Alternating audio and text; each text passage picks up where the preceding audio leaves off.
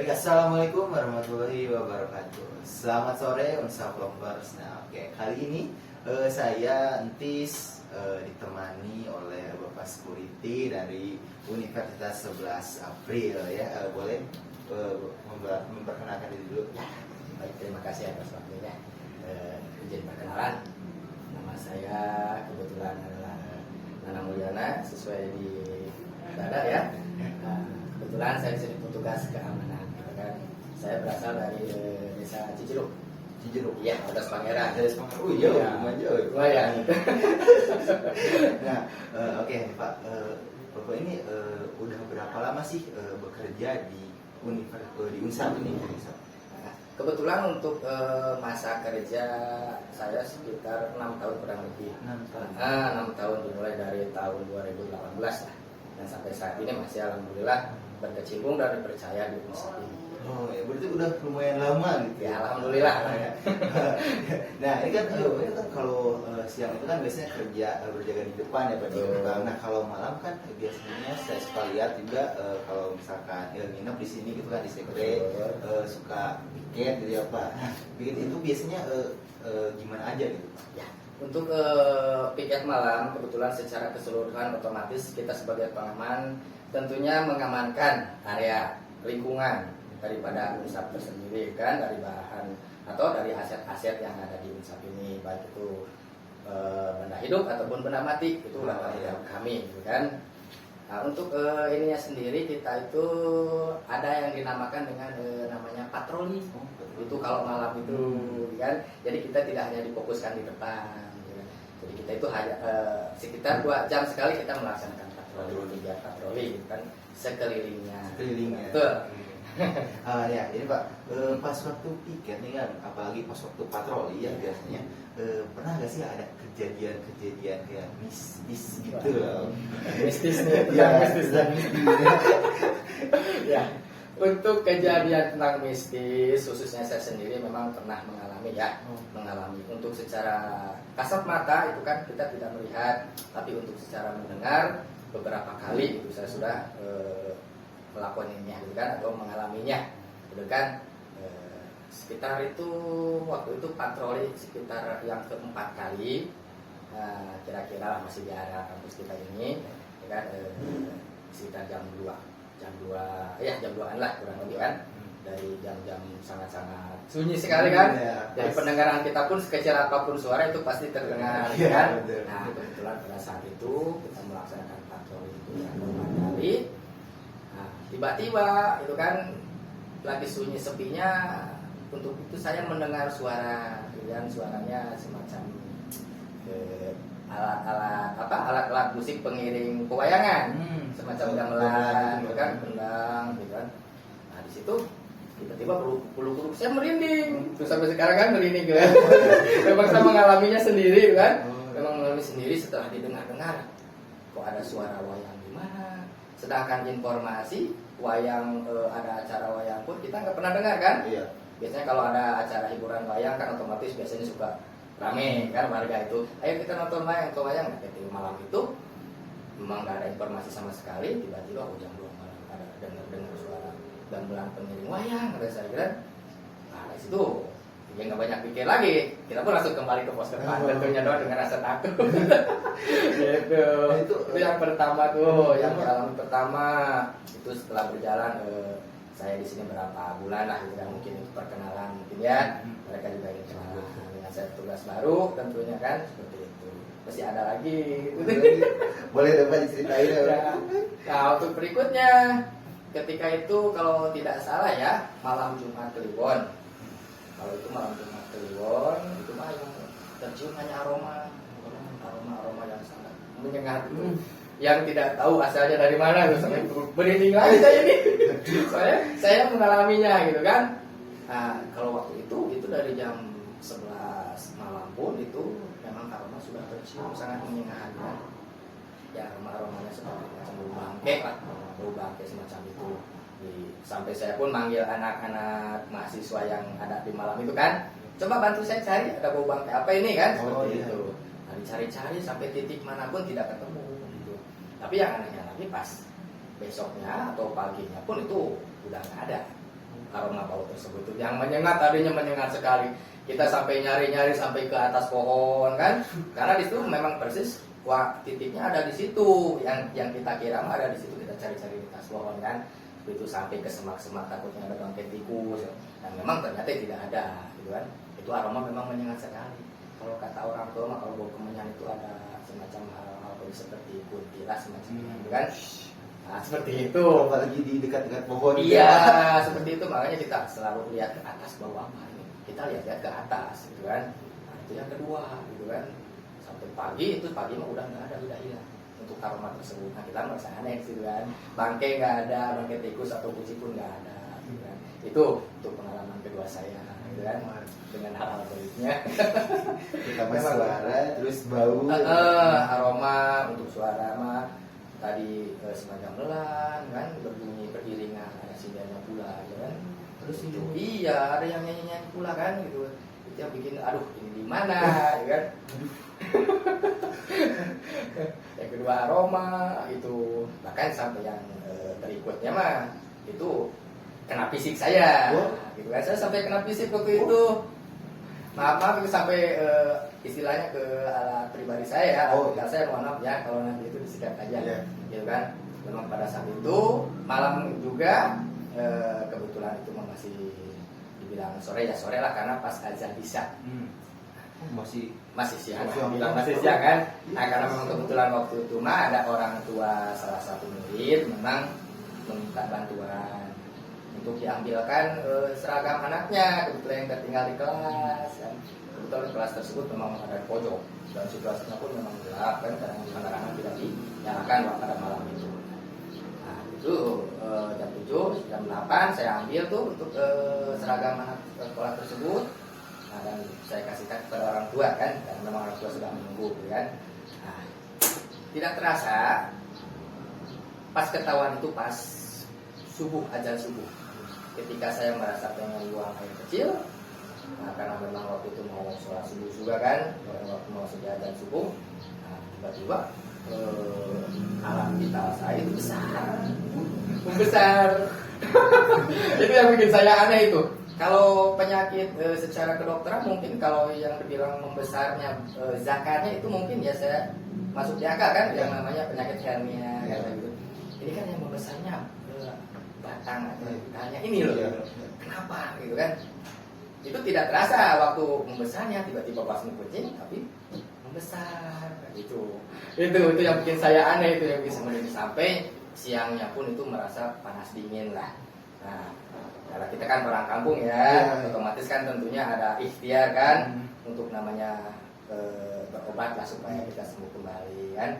Nah, kita coba minta air kepada orang yang bisa, gitu kan. Dan memang ternyata dipesanin sama si penghuni kampus kita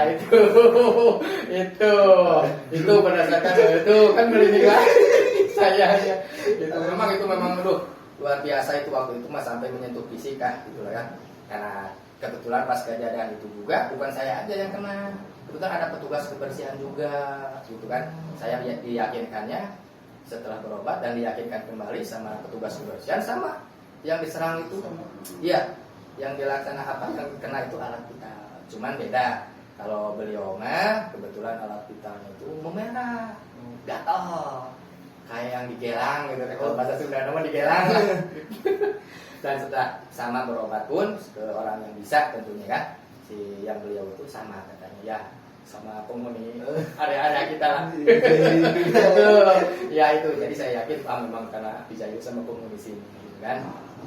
Dan dari situ itu kurang lebih itu 7 hari itu 7 hari baru kita kembali normal setelah diobat itu gitu kan. Itu sangat luar biasa itu, sampai panas dingin itu. Aduh, masya Allah ya. Terus ada lagi ke Pak?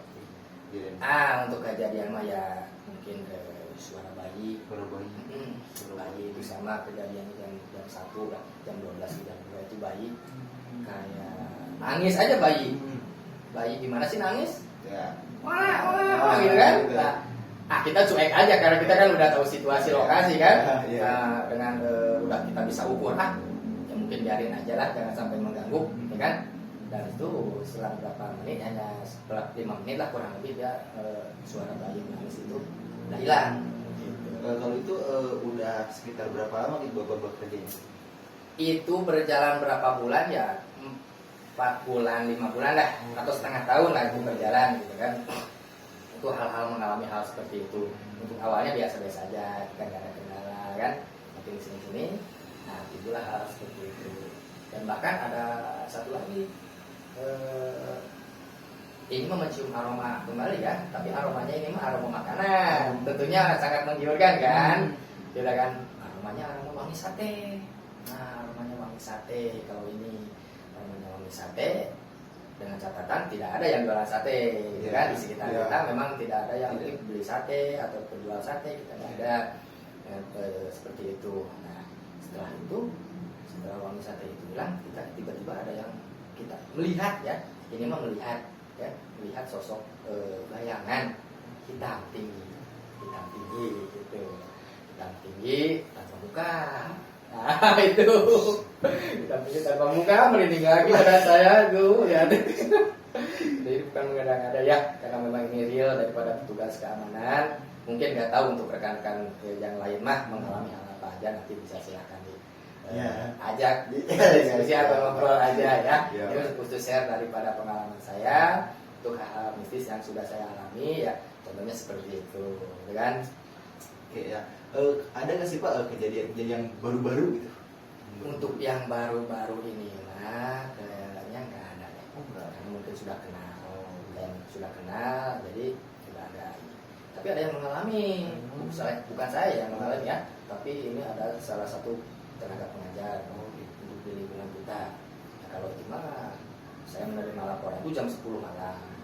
Nah, kebetulan beliau itu sedang biasa mengerjakan tugas. Nah, di situ beliau diganggu sama si penghuni itu, perempuan gitu kan, dengan istilahnya mondar mandir lah di tangga sambil ketawa. Saya bulu-bulu kan merinding lagi. Turun naik dah, ketawa jam 10 itu. Nah, dari situ beliau di situ tenaga pengajar tersebut merasa ketakutan, dan sehingga beliau memutuskan untuk pulang. Dan setelah itu nyamperin dulu lah ke pos, kan, ke pos untuk ya ada siapa di dalam, ada siapa lagi di dalam, nggak ada siapa-siapa, karena tinggal ada beliau aja yang sedang mengerjakan tugas, kan.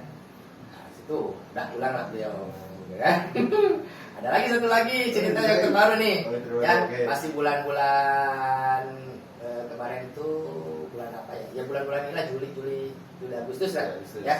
Waktu itu kebetulan karyawan tersebut karena memang pulang dari kampus itu sekitar jam 11 kan. Nah, otomatis persiapan prepare kan untuk ngangkatin motor, manasin motor lah gitu kan. Nah, di situ sedikit ada geber-geber sama karyawan tersebut. Nah, setelah digeber dia secara spontan melihat tong sampah tersebut yang besar tersebut dilempar lah. Dia melihat dari cermin, langsung nengok begini, sampahnya itu terbang semua, macam kan, namanya tong sampah dilempar. Nah, di situ dia langsung kaget cari siapa orangnya. Ada orang, takutnya ada iseng kan. Nah, memang kebetulan itu nggak ada orang juga. Nah, dia langsung tanpa basa-basi dia langsung sikat motor tersebut ya, dinaikin itu langsung tancap gas dari situ ya. Nah, di situ dia baru beliau itu bisa bercerita kepada kami itu pada keesokan harinya. Karena malam itu dia memang masih shock melihat tong sampah terbang melayang kan, yang segitu besarnya. Siapa yang lempar, dia pikirkan. Ada orang iseng pun, siapa yang bisa mengangkat tong sampah tersebut. Nah, disitulah kemudiannya dia nggak berani lah untuk pulang agak malam ya, karena memang sedikit agak seram, mungkin takut lah gitu kan. Nah, setiap jam 11 kan suka dipindahkan untuk motor. Nah, itu pas paginya itu tong sampahnya itu ada gitu berserakan. Untuk tong sampah ada berserakan, memang ada itu kan, karena memang belum ada petugas bersihan waktu itu, belum ada yang bersih. Nah, tong sampah tersebut memang masih geletak di area lapang gitu kan, seperti itu. Nah, itu mungkin untuk kejadian-kejadian yang sedikit kita temui atau kita rasakan. Untuk melihat memang kita nggak melihat karena memang bukan apes juga kan, hanya untuk mereka bisa menampakkan diri kepada manusia itu memang mereka apes kan, kecuali tanpa sengaja kan.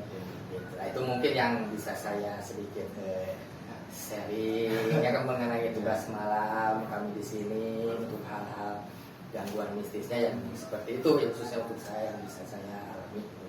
Dan ya saya juga baru tahu gitu Pak ya, saya juga ngerti lah gitu di setiap sekolah atau univ kan pasti ada aja gitu kan ceritanya, tapi untuk univ kita ini saya baru tahu kalau cerita seperti itu.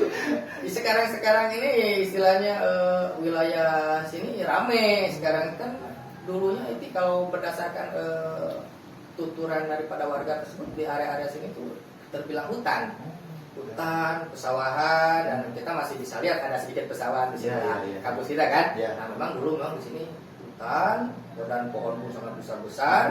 Sekarang aja bisa ramai gitu kan gitu. Dan mungkin seperti itu ya Pak, kejadian yang ada di kampus gitu kan. Saya juga baru-baru tahu gitu kan, ternyata banyak gitu. Saya kira emang ya biasa-biasa aja gitu kan. Oh ya, sebelumnya mungkin ada yang harus disampaikan dari disampaikan kepada siapa, mohon maaf ini? Mungkin untuk teman-teman mahasiswa gitu ya. Untuk teman-teman mahasiswa, pesan dari saya, jaga kepercayaan orang tua, jangan sampai kecewakan orang tua. Selagi kita ada yang membiayai untuk sekolah, laksanakanlah dengan baik dan benar. Jangan sampai mengecewakan orang tua, itu pesan dari kami. Ya. Terima kasih Bapak. Terima kasih kembali. Itu dia teman-teman ya, pesan dari Bapak.